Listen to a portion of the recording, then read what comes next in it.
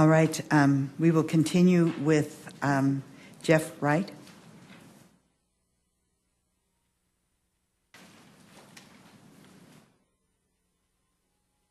Welcome to the committee.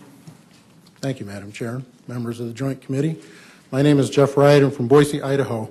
I'd first like to stipulate right up front that I don't think any opponent of House Bill 1 that's in this room today or out across the state is against the interstate system, is against the UIFSA 2008 legislation.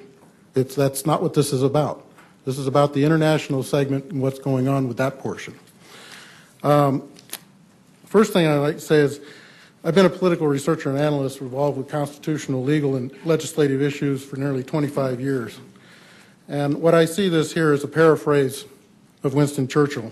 It's a riddle inside a mystery, wrapped in enigma, and shoved inside a Trojan horse.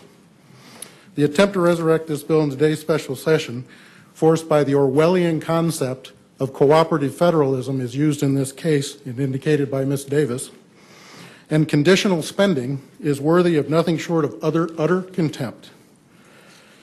We're using coercive federalism to threaten and hold 155,000 families hostage in exchange for less than 100 foreign support or enforcement orders is just beneath contempt.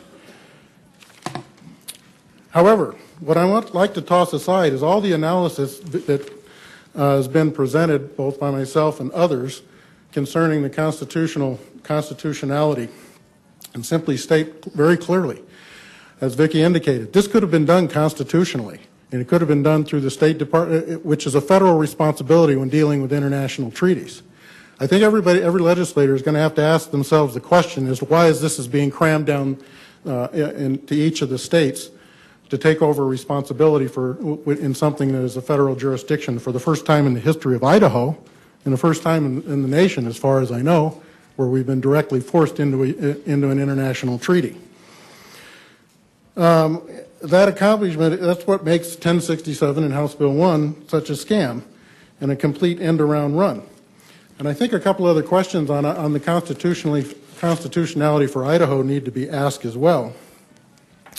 Number one, before you vote on this bill today, can a citizen's initiative, as authorized by the Idaho Constitution, modify any part of the Hague language adoption of HB 1 into Idaho code? Can that be altered by a citizen's initiative? If not, it's a direct violation. Can any court in Idaho ignore or through its order change any portion of the treaty language as adopted in HB 1 in Idaho code? They have original jurisdiction. So when you look at all of these different aspects that have been both discussed here today and that have been analyzed, and I urge you to go out and look at those analyses before voting, if it could have been set up completely constitutional, why was it done this way? And what does this open the door to in the future once this precedent is set by the states?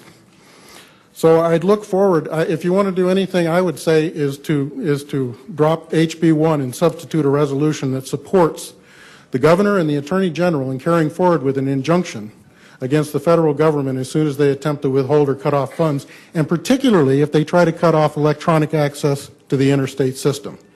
I think that's what the legislature needs to be doing, and I think that's what the governor and the attorney general need to be doing. Your time's up, sir. Not simply bending over and saying, do whatever you want.